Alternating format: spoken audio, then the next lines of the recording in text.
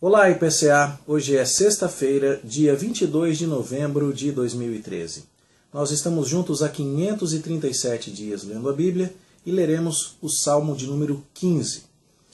Não é possível ser assertivo quanto à data específica em que este salmo foi composto, mas muitos estudiosos entendem, por conta das palavras do salmo e do título que o atribui a Davi, que este salmo foi composto naquela ocasião em que Davi tentou trazer a arca para Jerusalém, mas a primeira tentativa foi frustrada quando a arca veio num carro de bois, e esse não era o procedimento estipulado por Deus na sua lei, e então Uzá morreu neste episódio. E Davi então ficou muito assustado e temeu ao Senhor, e deixou a arca por 3 meses na casa de Obed-Edom. E finalmente, depois de ver que Deus estava abençoando a casa de Obed-Edom, Davi então se dispõe a trazer a arca para Jerusalém e o faz agora com todo o procedimento sacerdotal específico e oferecendo sacrifícios. E então, com grande temor ao Senhor pela santidade que Deus revelou, Davi traz a arca e a coloca numa tenda que ele havia preparado para recebê-la. Você deve se lembrar que o tabernáculo e a arca andavam separados há bastante tempo. Desde que, lá nos tempos de Eli, quando Samuel ainda era criança, a arca foi levada para o campo de batalha contra os filisteus e de lá foi tomada. E Cabode foi-se a glória de Israel. E a arca peregrinou pelas cidades filisteias até ser trazida de volta quando os filisteus disseram: tira essa arca daqui, e mandaram a arca num carro de bois, de onde veio a ideia mais tarde para que Uzá, Aiô e os demais fossem remover a arca de onde estava para trazê-la para Jerusalém num carro de bois. Infeliz ideia. Desde aquela época, a arca então ficou separada do tabernáculo, e nós lemos isso lá em 1 Samuel, que esse tempo todo chegou a durar 20 anos. E Davi está trazendo a arca apenas, não todo o tabernáculo. Isso vai acontecer mais tarde. E então, alguns indicativos aqui nos sugerem, tanto quanto a indicação de que Davi é o autor do Salmo, quanto as palavras. A ideia do primeiro verso é: quem, Senhor, habitará na tua tenda? E essa palavra tenda pode bem servir para a tenda que Davi preparou para que a arca fosse colocada ali. Isso então explicaria o contexto. Quem vai morar no teu santo monte? Davi conquistou Jerusalém e consagra o monte de Sião para a construção do templo. E então essa ideia nos faz mais uma vez entender que este salmo se refere àquele contexto específico. O que é muito curioso é que Uzá morreu por conta de não obedecer uma prescrição cerimonial. Uzá morreu por tocar a arca que não estava sendo transportada com os varais dos sacerdotes, conforme era a estipulação da lei de Deus. Mas Davi não fala disso aqui no Salmo. Ele, quando vai falar sobre as pessoas que vão morar na tenda de Deus, ou daqueles que vão permanecer no santo monte de Deus, ele não coloca requisitos cerimoniais, ele coloca questões morais. Isso então nos faz pensar que Davi tem em mente algo muito maior.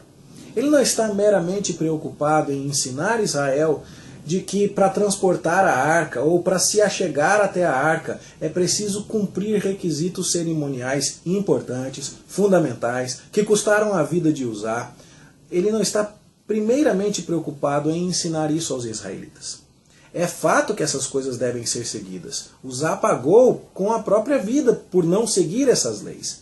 No entanto, Davi, agora trazendo a arca para o Monte Santo em Jerusalém, colocando-a na tenda, faz uma pergunta séria.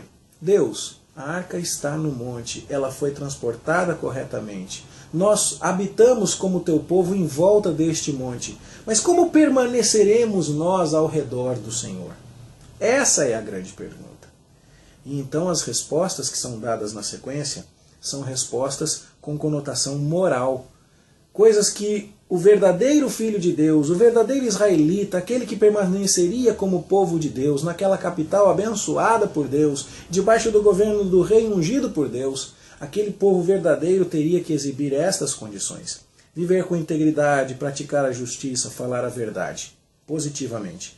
Não difamar com a língua, não fazer mal ao próximo, não lançar injúria contra o vizinho, negativamente. Desprezar o réprobo, honrar os que temem ao Senhor, jurar com dano próprio e não se retratar, não emprestar dinheiro com usura, não aceitar suborno contra o inocente. Quem procedesse desta maneira não seria jamais abalado. O que Davi então estaria postulando aqui neste salmo é mais relacionado ao povo que permaneceria como povo de Deus, debaixo do governo do rei ungido por Deus, debaixo da bênção do Deus Todo-Poderoso, que se fazia presente naquela cidade, na sua tenda que Davi mandou levantar, através da arca, do tabernáculo que viria, do templo que viria, melhor dizendo, esse povo que permaneceria no Santo Monte, ele exibiria essa santidade, essa cidadania verdadeiramente israelita através do seu comportamento. E a pergunta, portanto, que este salmo nos deixa é: seu comportamento revela que você é uma pessoa que pertence de fato ao povo de Deus? A gente pode contar que você vai andar em integridade, vai praticar a justiça, que você vai falar a verdade? A gente pode contar que você, quando promete, cumpre?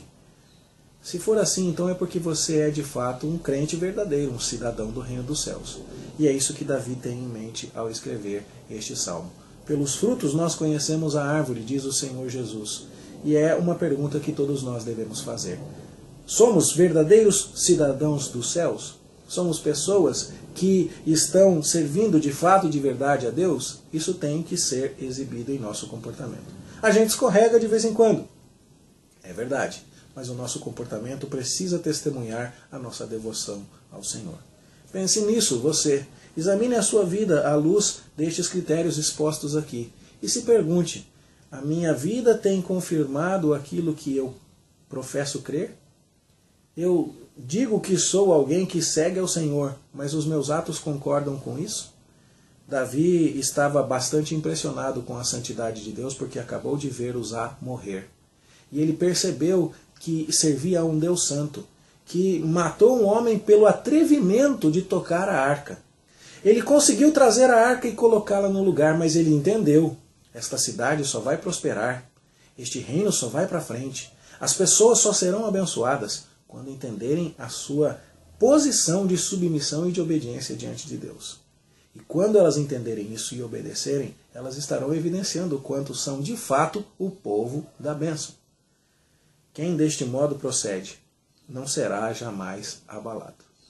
A minha oração é que você entenda isso, examine a sua própria vida e se pergunte: o meu comportamento tem exibido a minha cidadania celestial? Os frutos que eu produzo são frutos de justiça? Que Deus abençoe o seu autoexame e, se houver algo a ser corrigido na sua vida, que Deus também te proporcione a graça de fazer isso quanto antes, porque esta é a mensagem que acabamos de ouvir da palavra de Deus. Que Deus o abençoe, que Deus o dirija. É a nossa oração em nome de Jesus. Bom estudo para você e até amanhã, se Deus quiser.